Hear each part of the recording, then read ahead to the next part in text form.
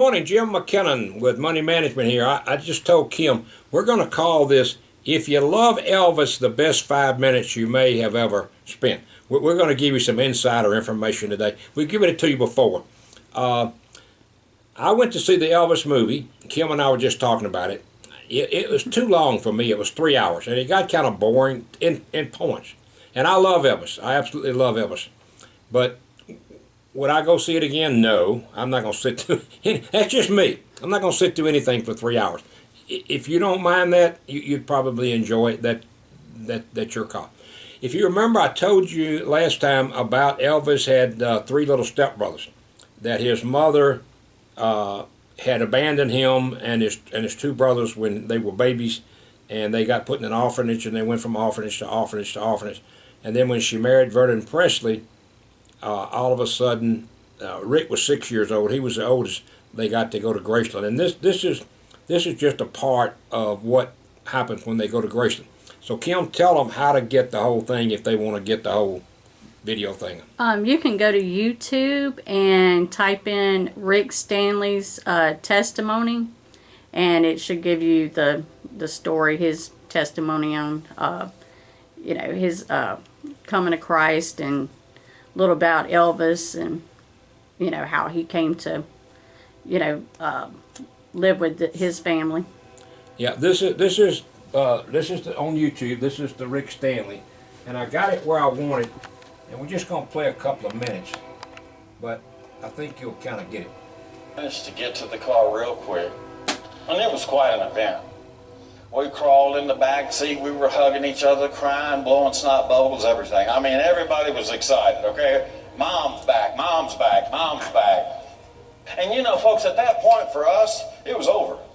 She came back. We didn't have any grudge. She came back to get us. We were just glad she did. My mom introduced me to one of the greatest men I've ever met. Mom introduced me to Vernon Presley, Elvis's dad, became my stepfather, and what an incredible guy he was. He was wonderful. He was cut and dry. This is it. This is the way it's going to be. You do this, this is what's going to happen. He was very he was just wonderful. He said, this is the way it's going to be, Ricky. And I was, okay, Dad. Got it. If you don't do it, I'm going to light you up. Got it, Dad. I'll whip you with your brother. I don't care, Got it, Dad. Hey, easy deal here. And he was just a great guy and a very funny man. We heard all about Elvis, from Virginia to Memphis. All we heard about was Elvis. The only problem is I didn't know Elvis.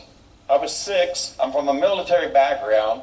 The only person I'd seen on TV was Mickey Mouse. He did nothing for me. So I didn't have anything. I didn't know who my mom was talking about. I didn't have anybody to make a comparison with. We finally got to Memphis, and we pulled up to these big white gates. And my mom says, Billy, Ricky, David, you see that big house up there? That's your new home. That's Graceland. And I started thinking, looking good, Mom. Yeah. This beats a trailer court and powdered milk any day, Mom. Yeah. Appreciate that. And I walk in Graceland for the first time, and I meet these guys who became like big brothers to me, but they were rough. Called the Memphis Mafia. And they were real nice to me, but they played rough. Can you imagine? Here I'm 6 years old, these guys are 25, 26, and we're playing full contact football, and I'm 6. And they're not giving me any breaks. They were just rough. Hey, they weren't trying to be mean. They just, you want to play ball, we're going to play hard. If you want to play with us, this way it's going to be. So I was raised by men 20 years older than me. They were all older than me. My mom explained Graceland to me. It was like the Magic Kingdom to me. I'd never seen anything like it. And I went downstairs and I stepped into a room. And there was a guy standing by the stereo. And he was singing a style of music that I had never heard. I'd never heard gospel music. And what was happening, it was Elvis Presley standing there leaning against the stick. And he was just singing these gospel songs. Now, it wasn't the gospel music that got my attention. I'm not being unspiritual or I'm just being honest with you. It was him. Because when I saw him, I thought, this guy's it on a stick. This is the coolest guy I've ever seen, okay? I mean, this guy was so cool, he didn't walk, he'd glide. He's the only man I ever met who could strut sitting down, okay? I'm telling you, this guy was cool. I just thought, man.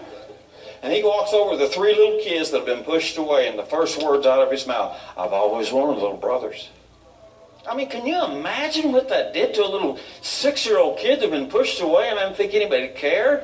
And there's this guy everybody calls the King of Rock, and he's just being real nice to 3 little kids. And folks, I'm telling you, from that second on, I had one goal, one dream, one desire, one prayer. I want to be with him.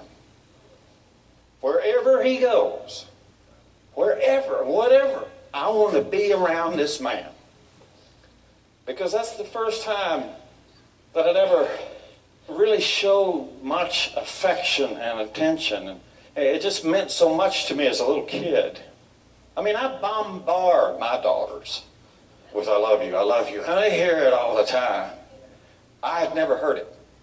I had never heard that. He took me in when no one else seemed to care.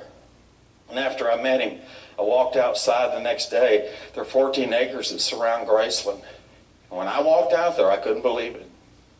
There were 3 cats, 3 dogs, 3 ponies, 3 scooters, bicycles, tricycles, swing sets, 3 of everything little boys like to play on.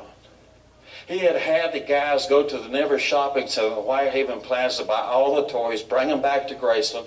He stayed up all night long and positioned himself outside so he could watch 3 little boys' faces light up for the first time. Now see, this is the Elvis Presley I was with. This is the guy I was around and wanted to be around, and he was it to me. We came out, he saw us smiling and everything. He went into the house. I turned to my little brother and said, I told you things were going to get better, didn't I? We hit the mother lode here, Dave. We're going to ride this baby forever. And that was the beginning of it, folks. That was the beginning of what I call E-World. E-World. I've learned how to handle it. I actually have people come up to me, Rob, and they'll go, well, I didn't know Elvis had any brothers. And see, I want to say to them, so what? Oh, so you don't know he had family, so it can't be true. Well, I don't know your parents, but I bet you got some. See, I've lived with this a long time. Okay, you see what we're talking about. I'm telling you, this is phenomenal. I encourage you to go, what's on YouTube? Right. YouTube, get Rick Stanley. It is absolute. This is similar to the speech he gave at First Baptist Church, Columbia, South Carolina, when I first heard him. As I told you, I liked it so much, I hurried home. I went to the first service. I hurried home to watch it on TV for the second service. Hey, hope you enjoyed it. If you're an Elvis fan, you can't help it. Have a great week.